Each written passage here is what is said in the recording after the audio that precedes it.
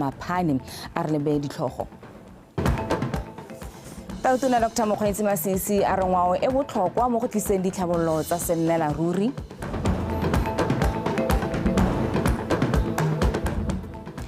Dipalo tsa batho ba ba tsaya mananeo a puso go tlhabolola matshelo di le kwa tlase ko kgaolong ya Chobe.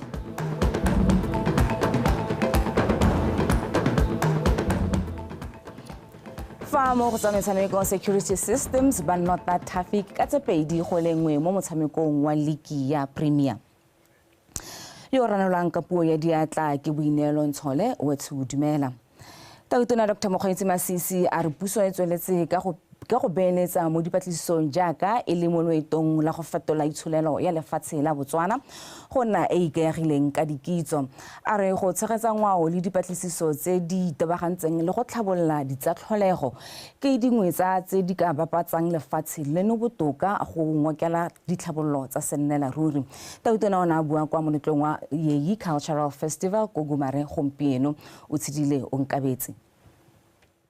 Bonte le bokgabane jwa pina le mmino a morahi wa Bayei e le sekao sa batho ba ikitse ba itshetetse mo ditsangwaong ebile ba bopagane. Maiteko a puso a go rotloetsa tlhabologo ya ngwao a supiwa ke maitamaone a dithabololo a tsweletseng.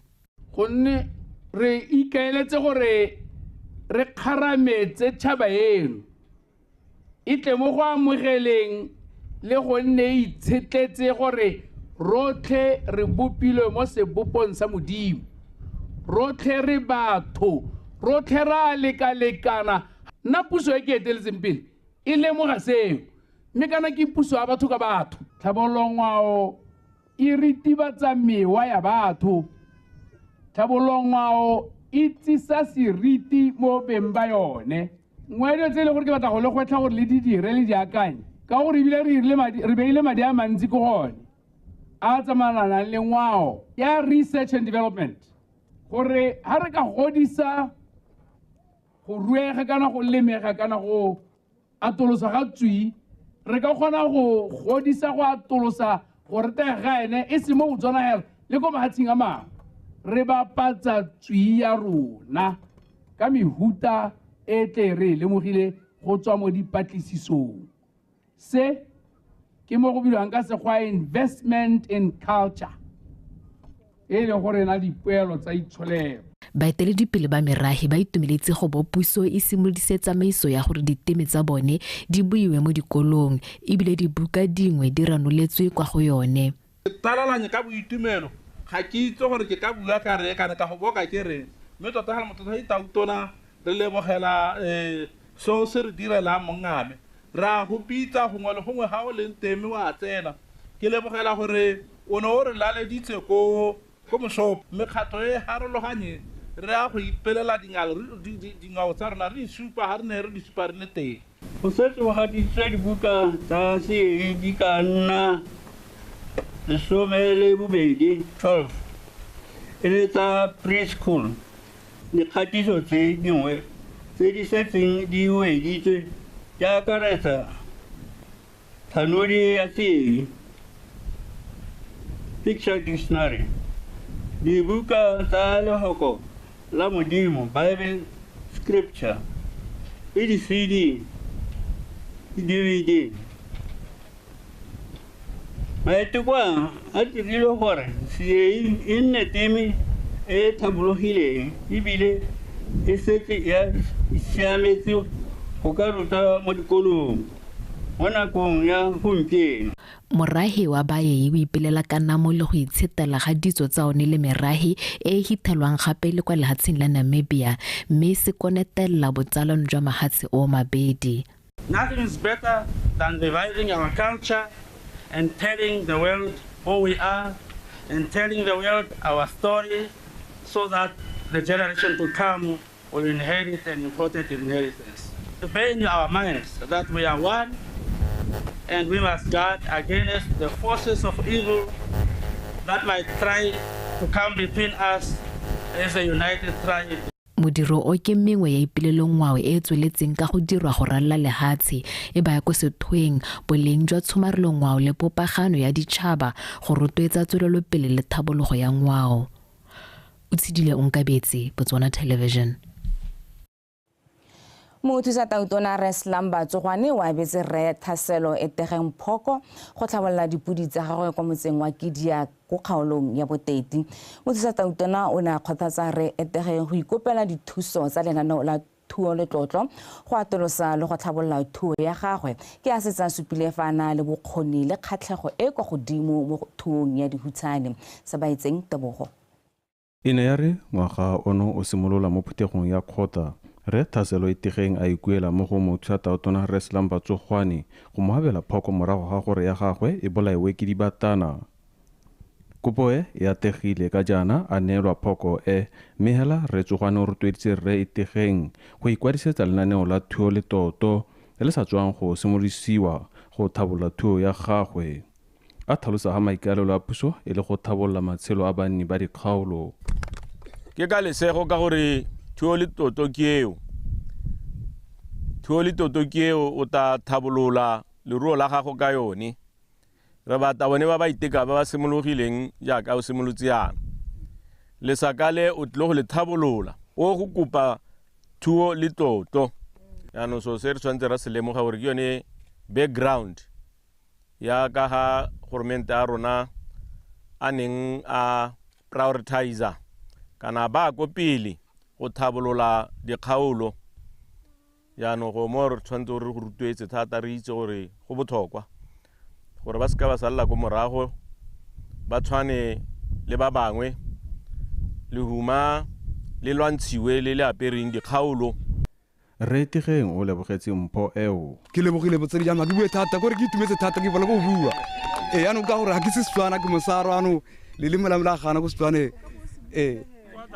jaanong ke wa ndomeng ke kwa tota nka mme gore Mothusa Tautona ka mahagiga ke kanya tswa batho modimo e ono wa haha e be ka toisa a ingora ingwa twaela mo dipuding tsone tsa na le tsonetse di ne tsa tsala a ba bua hela a oketsa halapeng hala ba rumu a ba bua dingwe tsa tsone tse sikisi a reka kgomo ka tsone jaanong re bona ele go tshwanela gore wa iteka o tshwanwa ke go rotloediwa go gola.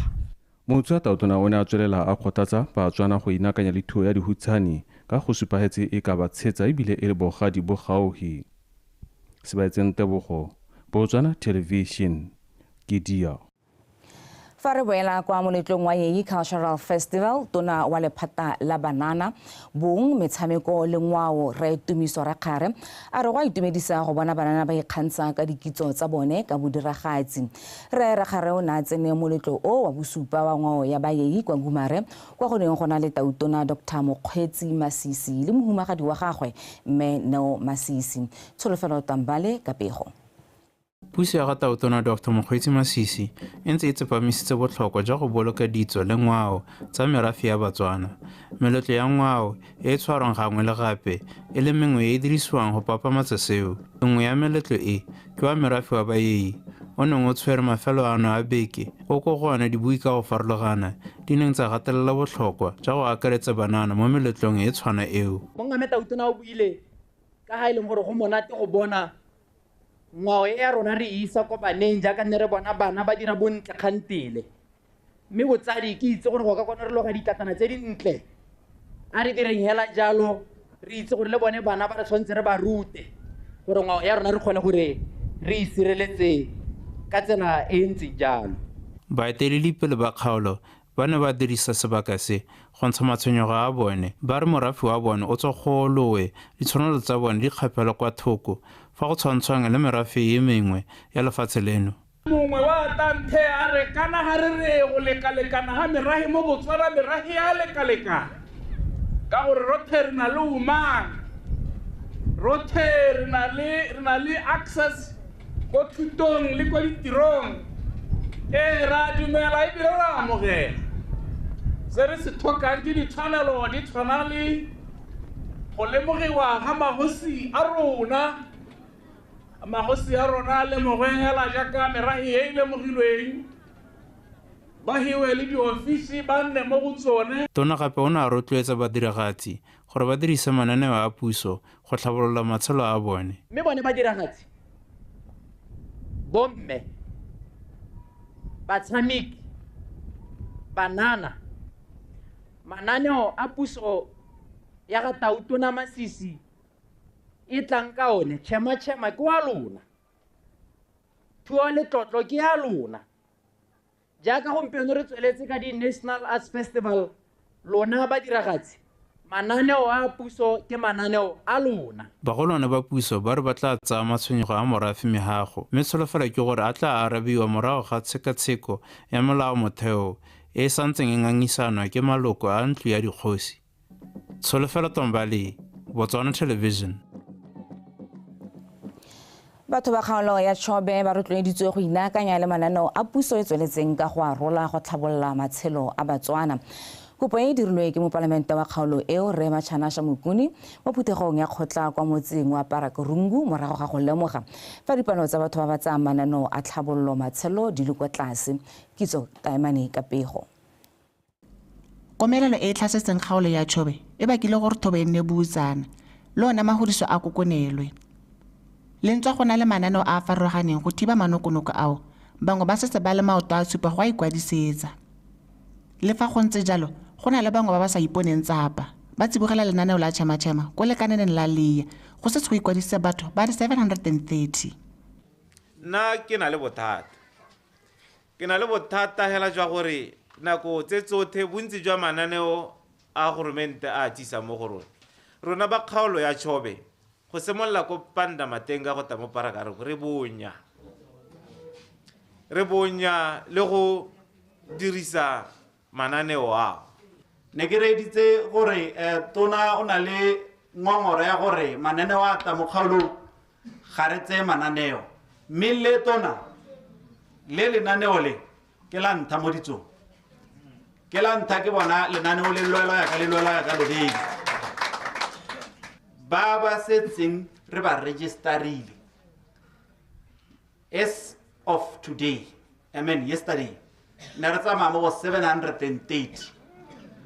Banni bangwe ba ntsha matshwenyego le dikagelo teba le kgoreletsego ya ditlhabololo, mme baeteledipele ba maphata ba di tsibogela.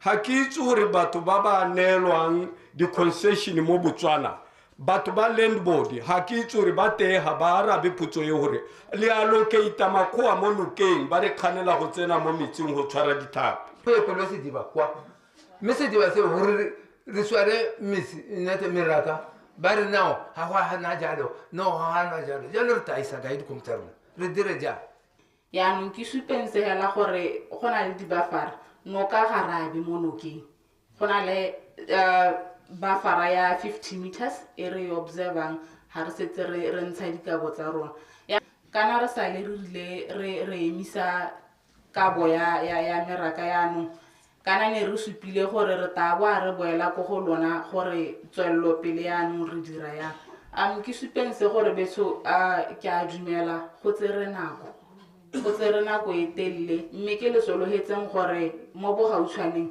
re tabo re setse re weditse.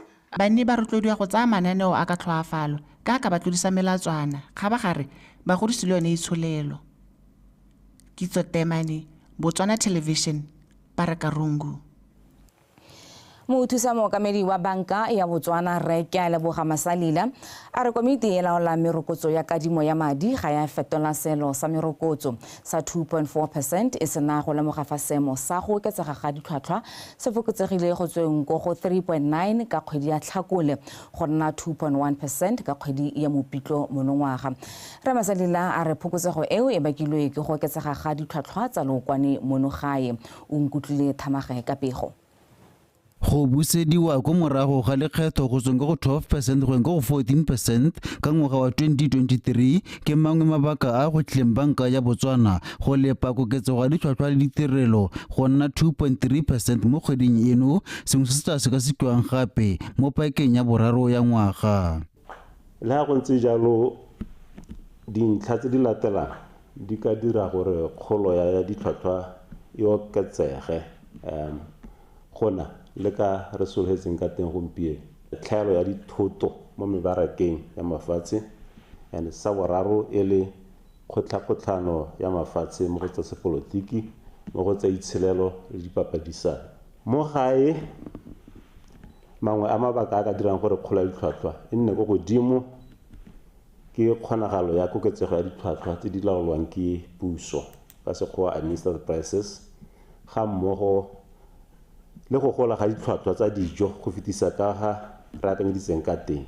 Fa go lebilwe gore itsholelo e dirile jang go nnile le koketsego mo dipoelong tsa dithoto le ditirelo tsa monogai go tsweng go 2.7% ka ngwaga wa 2023 fa go tshwantshangwa le 5.5% ka ngwaga wa 2022. Kgolo e ya 2024 ya 4.2% le 5.4% ka 2025 e tla ikaega ka seelo sa merokotso se se lolwameng ka itshetelo ya mebaraka ya tsa madi ka kabakanyo ya le tiriso ya madi a puso go ya ka mealo e bilweng palamente pele ke tona ya tsa madi ga mmogo le mananeo a puso a go tlhabolola itsholelo. Mothusa mookamela banka ya Botswana a re ba solofetse gape gore itsholelo e gole go tsweng go 4.2% le 5.4% ka ngwaga wa 2024 le 2025 ka tatelano, sengwe se se bakiwang ke theko ya dithoto tsa monogae ka bokete. O Nkutlwe Thamage, BTV News, Gaborone.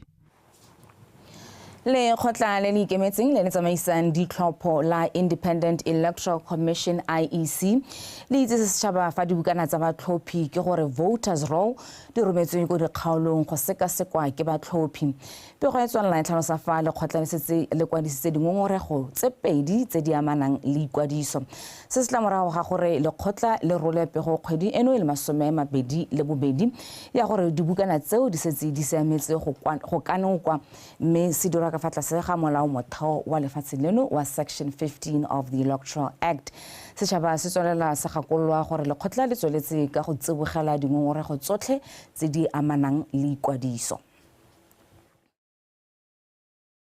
Noko a phetogo ya loapi a tsweletse ka go gotlha barui bangwe go fatola ka fa ba ntseng ba dira dilo ka teng go inakanya le methale e mesha e ka ba fang dipoelo tse di nametsang. Re nkoketsa Mothobi Kopaje ene o tsene mo thong ya nku ya letsopa la Meat Master a tswa mo dikgomong le dipudi. O tlhalosa fa maduo a peeletso ya dingwaga tse pedi a setse a bonala. Karabo Molosi ka pego. Lorato, kgatlhego le kelotlhoko e tseneletseng go ipapana ka dikitso le go tsaya malebela kwa mafatsheng a gatetseng pele mo thuong ya dihutshane a Namibia le South Africa mo dingwageng di le 14. Rex Mothobi a sena go ikgotsofatsa a tsaya tshwetso ya go fetola mokgwa wa thuo o a neng a o dira mme a simolola thuo ya nku ya letsopa la Meat Master ka 2022. So ke ruile ka lebaka la gore no go tlhokagala re ke change hela ka tautona rile ga re change ke na ka nna ka bona gore ke akanya botoka gona le ka gane ke rua ka teng ke bo ke bona gore ke tseng kwa Meat Master ke le bagane le one ke bona ra e ka se ka nkisa go ngwe kgakalane mme ka boa maruri tsotlhe tsene ke di bona ko South Africa le Namibia di supetse a ile boa maruri kwa Meat Master ira sente mo kgaolong. Popego ya mmele wa nku e tlhalosiwang fa itsetsepela thata mo malwetseng le diemo tsa loapi tse di borai go hula ka setlhopha le bokgoni jwa go tlhokomela dikonyana ke dingwe tse di dirang gore barui ba ba tsibogelang phetogo ya loapi ba inakanye le thuo ya letsopa le la nku. Ke nku e le goreng se registered breed ke damara le dopa mme ga se gore ra ra o tsa phelo ya damara o e pega dopa e ta go ha yone Meat Master e batla di tsamaka ka level gore e tana F1 F2 ela di tsamaela ka tseleng tseng jalo ya no nkwe ha wa go tsana mo nku yone go teng study ya bo setse e ruilwe go tswa mo dingwageng tse dintsi ta e buridiwa go lebeletse tsone gore performance ya yone ba bona gore e performa ya monageng ba dira mo go selection e selectwa ke nature yone ka bo yone ga sengwe le goreng go tawo ile ba ka mathwela bo re nya ka ile letsopa le lesha mo lefatsheng leno nku ya Meat Master ga ise ntsi le mmaraka wa yone o bulegile mo go dirang gore e nne kgwebo e ka atlegang ka palo ya dinku di le 250. Re Mothobi o supa gore thuo ya Meat Master ga ena ditshenyegelo tse dintsi ka di kgona go fula mo nageng kgotsa tsa lemelwa dijwalo tse di ka dirang dijo tse di ka dijang fa go le leuba thata. Ka re le Batswana ba ngwe se re tisitse dinku tsa mohuta ho tse ile ke tsa bolemo bo rileng mo lehatsheng re tsamaetse bone batswana ba bangwe ba le ga ba ke ba nna le tshono ya go ka ya koo mme ra re diphelo di teng ba ka taba re ka diphelo ba thabola dinku tsa bone ka re pheletsong ga o tsena ko mmarakeng ga gona nku ya go teng ke study ya go teng ke cross ya meat master ke gore yaanong go diriwa ka nama ano home jaanong ba taba improve dinku tsa Setswana ba tsentse phelo ya meat master go gora re e go ha di-weight hele tse di rileng fa go kalwa ka kgatlhego ye supiwang ke barui mo nkung ya letsopa la meat master go lebega thuo ya yone e tla gola mo go ka fetlang tshimolodiso ya dikgwebo tse di tsamaelanang nayo. Karabo Molusi, BTV News, Paje.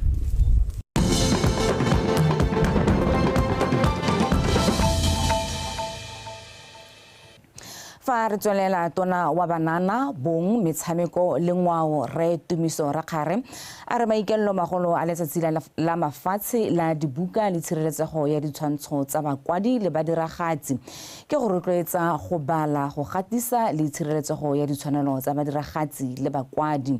Re Rakgare o bile seo ko segopotsong sa letsatsi la mafatshe la dibuka le tshireletso ya ditshwanelo tsa bakwadi ko motseng wa Thamaga pego ka bodulo mogorosi. Lefatshe leno ke lengwe la mafatshe a fetang lekgolo a ipelelang letsatsi la mafatshe la dibuka le tshireletso ya ditshwanelo tsa bakwadi le le segetsweng fa thoko ke lekgotla la UNESCO ka ngwaga wa 1995 ka maikelelo a go rotloetsa ditšhaba go tlotla go bala. Maikelelo magolo a rona ke gone go rotloetsa setšhaba go itemogela botlhokwa jwa go bala le go lemoga seabe sa botlhe ba ba kwadileng dibuka, maboko, dipolelo, dipina le mekwalo yotlhe e rotloetsang tshwaragano le popagano ya tšhaba ya lefatshe la Botswana. Re ka dumela gore letsatsi le tsamaelana le maikaelelo ona reset agenda a e leng gone go godisa isolo ya lefatshe la Botswana e le gore jaanong re tswe mo boikaegeng ka ditswammung re tsene mo isolong e ikaegileng ka dikitso go tlhomamisa gore seo se diragetse lefatshe la Botswana le nang le kalana le le tshwanang le la SIPA le lone le lemogang ditiro tseo ebile le tlhomamisa gore le dira molao o tshegetsang gore ditiro tse tsotlhe tsa bokwadi tsa botaki tsa eng di sireletswe mme lone lekalana la SIPA le nang le lekalana le lengwe la Cosports le lone le collectang di-royalty le be le license ampo le leta ba ba tshwanetseng ba diragatsa le be le tlhomamisa gore ba botlhe ba ba na published works ba boelwa ba roba sengwe mo ditirong tse ba di beileng gape le ga setšhaba. Batlhokapono ba kgoletse puso mo maitekong a yone a gore dikitso di fitlhelele kwa go bone. Nka bo ke seng sone ga ene e se bone braille but ga se braille hela in this day and age e leng gore technology has taken over. Go na le tsela tse dingwe tse e leng gore batlhokapono ba di dirisa go ka acquire knowledge le dikitso tsotlhe hela. Mopalamento a Thamaga Kumakwana Rre Palelo Motaosane o rotloeditse bakwadi go gatisa ditiro tsa bone a supa fa seo se ka thusa go somarela ditiro tsa bone. A re kopa di-chancellor ba ke ba ira tiro ya bone batho ba ba rekisa mo mekgwateng ba segolobogolo yang ba letswe le lengwe la baagisani ka gana ke bone ba dileng go bola maiteko a Batswana ka gore ga o ka kwa tlhoka epe sedi ya modiragatsi wa Botswana mo go bone ene ke 10 pula yaanong o tla utlwa le quality ya teng gore this is not original. Rotloetsang bana ba bangwe ba tlhabile maboko a e nne bone ba itatswang ka meuptso wa phatla ya bone. Letsatsi le gape le gatelela botlhokwa jwa go lemoga diteme tse di farologaneng tsa mogae tse ka tsone batho ba kanyang dikitso. Bodulo Mogorosi, BTV News, Thamaga. Le khotla la Southern African Telecommunications Association SATA mo phuthegong ya lone ya bomasome a mane le bone le gateletse seabe sa maranyane mo go godiseng itshwanelo ya mafatshe a kgaolo ya SADC fa ba bua go phuthegong ya malatsi mabedi ya ngwaga le ngwaga e wetse maabane ko Kasane. Maloko a SATA a ne a gatelela botlhokwa ja lekgotla mo go eteleleng pele maiteko otlhe a mafaratlhatlha a maranyane le ditlhaeletsanyo go fefosa ditlhabololo mo borwa ja Afrika ke a leboga e o le ka pego.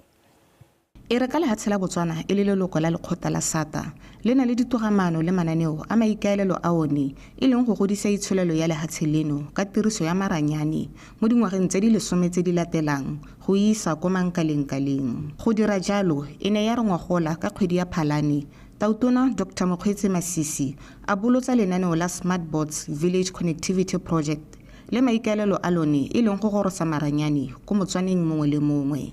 Core to this strategies and policies is the principle of inclusivity. The belief is that our citizens should enjoy the benefits of connectivity regardless of where they are, by making sure that the ICT sector shifts from being a vertical sector to a horizontal sector as it cuts across all sectors, as well as all spheres of the economy and the lives of our people. By the same token, I'm certain that SADC member countries, through SATA and other organizations, are incorporating ICTs within their own countries. Ka 2023, go belelwa fa tiriso ya maranyane mo kgaolong ya SADC e le kwa go 56%, fa go tshwantshangwa le 67% wa lehatshe ka bophara. Ka jalo, maloko a gakolotse go taka ditogamano tse di tseleng go tokahatsa dipalo tseo. The objective of this conference, ladies and gentlemen, is to come and share notes, as well as know that the rapid changes we see in technology development often make our application investments obsolete and sometimes redundant in a very short time span. E ntse le go phuthegong eo go tla sekasekwa ditogamano tsa SATA Strategic Plan tsa dingwaga tsa 2019 go ya go tsena go 2024 ga mmogo le go itepatepanya le borukhuthi jo bo tang ka tiriso ya maranyane jo bo tsweletseng ka go golela pele. With regards to the strategic plan of 2019-2024, which was developed and launched in 2019 in Mauritius, this Kasane conference will review the strategic plan and present it for the extension to the 2024-2030 year. One of the key priority of the government of Botswana is digital transformation. This is being driven at various levels. And Bofinet has been a key implementing partner for some of the initiatives. Lehatshe la Namibia le sa tswa go rolela la Botswana bodula setilo jo le kgota leo maabane go ya go tsweledisa fa ba emeng teng mo ngwageng wa madi wa 2024-2025. Ke a leboga eole. BTV News, Kasane. Tsela ya letlhakeng Kaudwane e tla simolola go tshalwa sekontere mo ngwageng ono wa madi. Seo se builwe ke tona wa dipagamo le ditiro tsa ditlhabololo re Eric Molale mo diphuthegong tsa kgotla kwa Salajwe le Kudumolatswe a le kudisa banni ka ditlhabololo tsa metsi ya bone pego ka bodulo mo Gorosi. Seemo sa tsela ya letlhakeng Kaudwane se tswa golwe se sa jese banni ba metsi e mo tikologong di welang. Mme fela banni ba kanona pelo ka jana tsela eo e tla baakangwa mo ngwageng ono wa madi. Re bone madi a tsela ya letlhakeng Kaudwane. Madi ra hilwe ka di 1 tsa April. Ka tsamaiso e ntšha ga e re madi a bilwe ka April 2024. E be ra go simolola go a dirisa ka April 2025. Jaanong ha ke tswa e tla re mo malatsing a sekae o tla ba tshwara diphuthego. Yaanong ba loga lenaneo la gore re simolola leng re ira eng. Banni ba metsi a Salajwe le Kudumelatswe ba supile fa ba itumeletse tsela eo. Ba supa fa e tla fefosa ditlhabololo mo kgaolong. Ke emela ke pogo kana ga re mogolo a ba re be rola mahoko ya leboge ha e tshwane go bathoga go ba tshwakgaba hele bogago nne re ha mo parlamente e bua go parlamenteng e bua gore a kgaolo ya me go le se dithabololo zote go bere kwetsela ya lethakeng Kaudwane ke be ke ke moreri ke itumela thata gompieno o bota ka dikgantse jaanong re le batho ba Kudumelatswe re Molale sa le re lora toro ya go nna le tsela a toro ya rona e hetoge go nna reality e se ke a thola e le toro. Banni ba rotloediwa go inakanya le lenaneo la Chema le le itebagantseng le go fetola itsholelo ya beng gae. Chema yo a itebagantse thata le bagwebi ba ba botana ba e leng gore ha kgone go a ko bankeng a go adima madi ha kgone go tsena ko gongwe a adima madi gongwe jaanong ha go itebagantswe le bone gore ba godise dikgwebo tsa bone ba di godisetse go ka ba solagala molemo ga ba ga solagala le ha tse molemo ka gore ha kgwebo e gola e oketsa bodiredi mo e leng gore e heleletsa go thusitse gore go gotswe mollo ga jareteng tse dingwe tse nne go ntse go sena mollo mo go tsone ga gona toronko epe o ka tsengwang ke tšhamatšhema ba teng ga ba ba iseng ba duele youth ba ba kolotang semme a le mongwe hela mpontshe o ile toronkong ampo a mpolele gore nyame se mamang ye ba go mothathela e kolota semme ga gona puso epe e ka dirang mananeo ka maikelo a go thathela batho ba yone banni ba kgothaditswe go tsenelela diphuthego tsa kgotla ka e le tsone tse puso e di dirisang go ka arogana megopolo le bone ga mmogo le go bolelela morafe ka ditlhabololo tse di tlang mo kgaolong. Bodulo Mogorosi, BTV News, Salaj. Mo palamente wa Gantsi North Region Tite o boleletse banni ba bere mo kgaolong ya Gantsi gore o itse sentle fa sello sa bone se segolo e le tsela le motlakase mme a ka ya fa puso sa phutha matsogo fela ka motse wa bone o le mo lenanong la go direlwa tsela ya sekontere. Re Tite o ile se mo phuthegong ya kgotla ko motseng wa bere bosheng le sego mokwaisi. Motse wa bere o dikilometara tse di 11 go tswa mo tseleng ya Transkalahari mme tsela e tsena mo motseng o ke a le Kgarapa mme fela banni ba tlhalosetse fa go se kgakala gore ba tsenyetswe sekontere ke mo parlamento wa bone Re Tite. Morago ga go dikgaolo tsa rona di tisiwe mo kgaolo yone ya Gantsi ke ne ka tsaya tshwetso ya gore dikgang tsa motlakase wa bere le dikgang tsa tsela ya sekontere ya bere ke di beko pele. Nna ke na ka kgetha jalo ke lebeletse se e leng gore dithabolo tseo di ka se dira mo matshelo a lona mo parlamente dikgwetlho di teng ra di bona ga se tse re ka di kgonang ka tsatsi le nngwe hela le gone go tle go di gore Jerusalema ga tloa ka tsatsi le nngwe hela mme ra leboga dithaolo tse di tlang ka tsone mo parlamente mme ebile re kope gore ga gongwe go tla ka dikgang tse di monate yana di salo morago. Modulasetilo wa komiti ya ditlhabololo tsa motse a ntsha pego ka ditlhabololo le dikgwetlho tsa motse o. SSC e tsweletse botsadi e re thusetsa bana ka go supplya electric le ditšhoneki ba dira bone. Challenge le tse di na le tsone ko SSC di ke gore ga bana office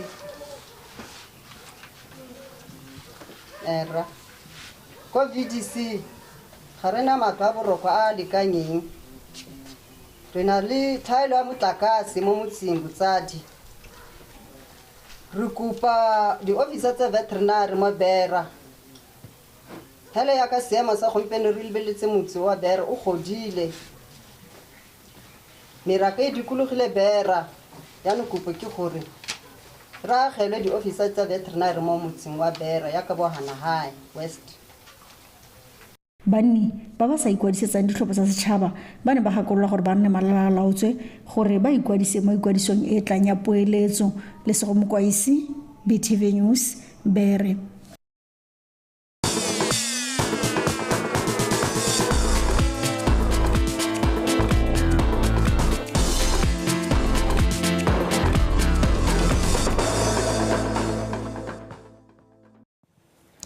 Sebaka ke sa ganta bogang se betlela gore neela tsa metshameko Ntebo. Hello khomotso. Le temme. Re temme teng. Re thano. Ke swetse kgwela dinao ya. Potsana se tleng ka mogala ka dikgang tsa metshameko ke bidiwa Ntebogang se betlela. Setlhopha sa Security Systems se buseditse sa Traffic kwa Francistown se sa tshola sepe morago ga go se fenya ka nno tse pedi go elengwe mo motshamekong wa ligi ya Botswana Premier o neng o tshamekelwa kwa Lobatse Sports Complex tsekologong eno a re bone matlhasedi a motshameko o. Motho ka tlhalosa gore ga go kalo mo ile go setse re ntse go itshupa ka ditlhopha tsa ka bobedi mme hela re ntse re etse tlhoko gore the numbers tse le ra di bona in the middle of the park by both teams so lebeletse tlhopha sa Traffic FC ba tla ka batshameki ba le batlhano in the middle of the park ha tlhopha sa Systems ba tla ka ba le bararo se go bolela ka dipalo tse le gore in and around that mid by Romela a ime ka tlhogo Kitso Puisang first touch goal.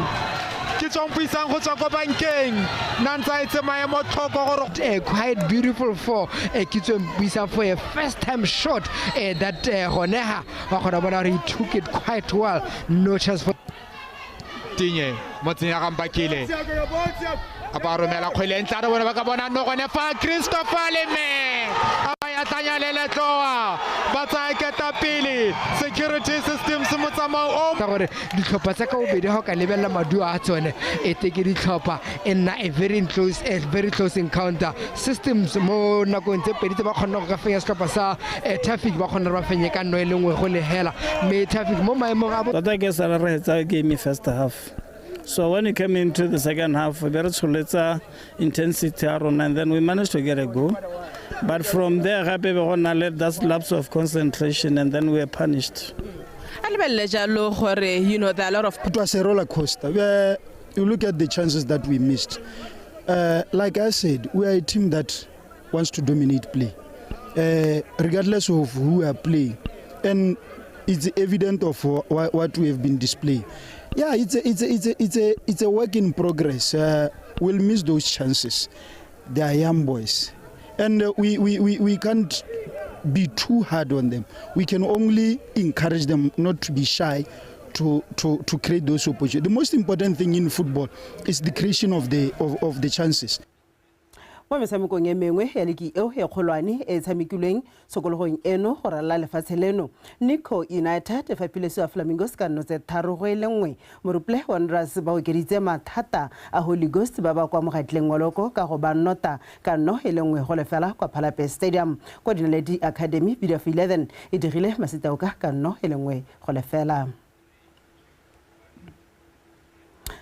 Jaanong motshameki o eteletseng pele leki ya Botswana Table Tennis Phoenix Assurance ba ka Maloka o fentse tiro lesomo ka sete tse 3 go lefela mosong ono ko Babusi Hall seo e le phenyo ya gagwe ya bolesome le bosupa mo leking Tlamelo Montsusi ka pego.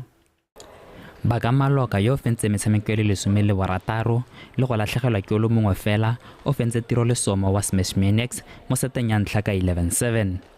Lesomo yo ena le mo maemong a botlhano mo lokong o na le ka go boela mo motshamekong fela Maloka a supa fa eme sentle a boltsa ditlhaselo kgapetsa go fenya sete eo ka 11-7.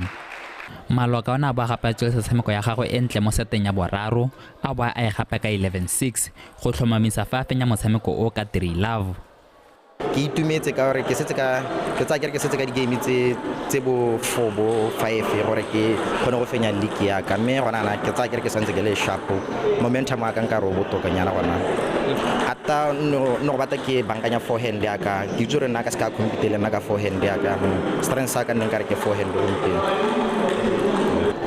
He had powerful shots from his backhand like re kisa go for Indian and the powerful strokes so konang khaise tota mo mesheng wa teng ene. Fa re leba ka go letlhakoreng la bomme moeteledipele wa leki e o Lorato Ramagapu o fentse motshameko wa gagwe kgatlhong le Kgotsokotse re ka 3-love mme o tla lebagana le mosireletsi wa kgaisano e o tshepiso re ba tenne Wang Habe mo bekeng e tlang. Tshepiso re ba tenne ke one of the players ba ileng gore ba ntse ba ranka 1 for the longest time now and okay the previous tournament ne ke tshameka le ene finally and the outcome wasn't ending ke solohetse but it was a match I would say was one of my best matches recently so I would say gore ke a itse gore la le mo injury nyana ha so rontse hela she's going to utlo go dira gore ha re kopana re tshameka next week why it's obviously I'm gonna give my all mo matcheng wa teng e ka wela ka hale ka ha tikologo e ya ntlha kgaisano ya Phoenix Assurance League e solofetse go wela ka mafelo a beke e tlang. Tlamelo Montsusi BTV Sport Gaborone. Slapasa BDF 5 sefentse sa Troopers ka dintlha tsa masome a hera bongwe le bongwe go tsa masome a mane le bosupa mo motshamekong wa leki ya Botswana basketball o neng o tshamekelwa kwa sekolong sa Baisago Maabane. Michelle Sekopo. Setlhopha sa BDF 5 se salesetsa taolo motshameko mo kotareng ya ntlha ba kodisa dintlha di le 23 go tsa 5 tsa Troopers. Kotara ya boraro ya skanna pharologanyo mo go tsa ntlha tse 2 jaaka makolwane ba kwa SSKB ba ne ba le mo letlepung ba e wetsa ka dintlha di le 43 go di 17 pele ba direla motshameko ka phenya 91 go tsa 47. So the other guys they played very well. So these are the things that we've been working on for execute Resiane. So we've been most of the teams ka lebelo. So yes, Troopers is a good team, is a developing team. So in terms of standard, currently they are sitting on the last spot, more leaking. Now we are on the third spot. So but anyway, it's a team. So each and every team, we got better than we did. We played a lot better than we played last week. It's just that, today the baskets went falling. Hopefully the next game the baskets will fall and we'll get that W we sorely miss. On the right path, they're doing a good job, and the more experience they get, every other team in the league needs to watch out. Mo motshamekong o mongwe wa maabane bomme ba Police 5 ba fentse ba BDF ka dintlha di le 64 kgotsa 51 mo motshamekong o notlola ditlhase. Michelle Sekopo, BTV Sport, Gaborone. Mookamedi wa lekgotla la Botswana National Sport Commission Tuelo Serufo o a kgoletse lekgotla la Botesa tiro entle e ba e dirang a ba rotloetsa go dira ka gotlhe go netefatsa gore ba ntsha batshameki ba tlhwatlhwa ba batla kgonang go nna le metswedi e mengwe ya go itshetsa le diapoloko ka pego. Lekgotla la Botesa le sa le tsena mo lenyalong le lekgotla la Bobsa dingwaga di le mmalwa tse di fetileng mme le ntse le dira bontle ka jaana le kgonne go gapa seetsele sa lekgotla la ngwaga le gaisitseng kwa ka bodietsele tsa ngwaga le ngwaga tsa BNC gareng ga diphitlhelelo tse dingwe. Merging two organizations into one is never an easy task, but you have made it so seamless. It only didn't come as a surprise to us. For Botesa has always been a high-performing code with visionary, hardworking and principled leadership.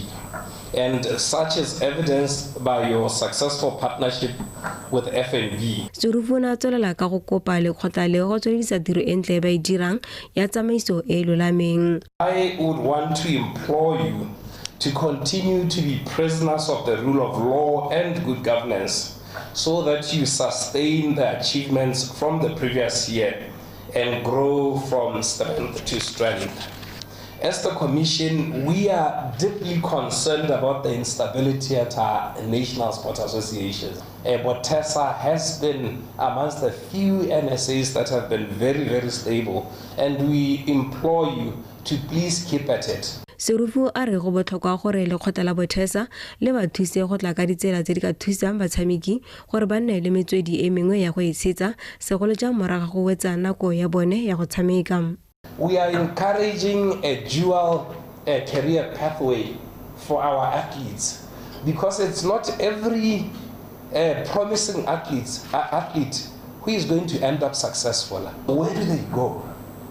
And where they should be going is what you guys sitting in this room through your structures are providing, which is education. Fa fa tekodiso ka botsogo ja lekgotla leo moeteledipele wa lekgotla la Botesa ke o rapetse setlhare a re lentswa go senke go tlhokega dikgwetlho ba kgonne go fitlhelela dilo di le mmalwa. One of our achievements is introducing new codes. Swimming, you're enjoying yourself. They were not many, but that is a good development. We are not the best. Since we are still in this space, we register the association. It was a requirement for all the association. We have done re-registration online. Big ups to the secretariat team. But we can't be an association for many years as a registrar for tax. We have taken the decision that now we have to comply. Gone kwa tekodisong eo Theo Dipholo wa sekolo sa Buang yo neng a sena moganetsi o boetse setilo sa gagwe sa moemedi wa baithuti fa Junior Adzina wa sekolo sa Marapong Brigade a tlhopile go nna mogokaganyi wa kgaolo ya Bokoni a sena go tlhokiwa ke batho ba le 21. Adziwa na lola setilo seo le Isaac Kitsile yo ene a boneng batlhophi ba le 14. Lydia Poloko, BTV Sport, Gaborone. O tsona e tshudiwela fela ka tselentseng jalo di kgantsa rona tsa metshameko tsa puo ya Setswana mme nna le wena tla bo re kopana gape kgantsa jana ke di go fa jalo ka teme ya sekgowa fela ka se sebaka tla ke bisetse ka go gomotso go gakolla tse nneng di diga ga kwa pelo ke a leboganteo a re kopana gape kgantsa jana mmaja ka se tlhalositse ke a leboga e ne le ntabogang se batlela a re nela tsa metshameko a re lebetse di digogang go pele primaneng ya gompieno. Tautela Dr. Mokgweetsi Masisi a re ngwao e botlhokwa mo go tliseng ditlhabololo tsa senela ruri.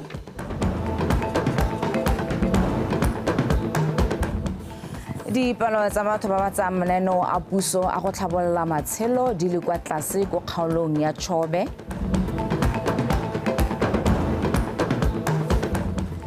Fa mo tsa metshameko security systems ba notla traffic ka tse pedi go le nngwe mo motshamekong wa Ligi ya Premier. We tsona re tshwanetse di lekano mo primaneng ya gompieno a re lebetsa Tepolo Wapi.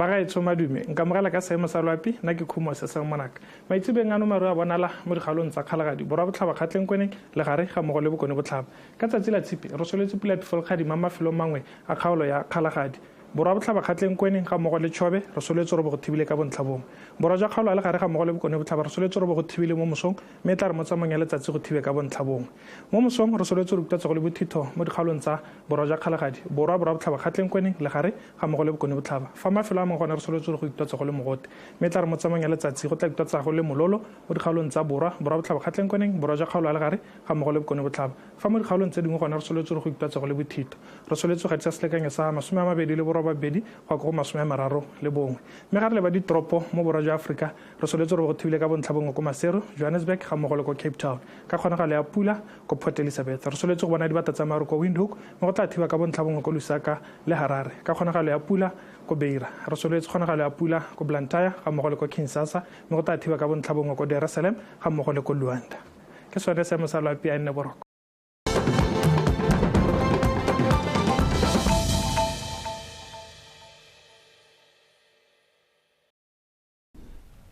Tautona ke majana go dumedisa o tautona wa nta o ta go bona mokete wa rona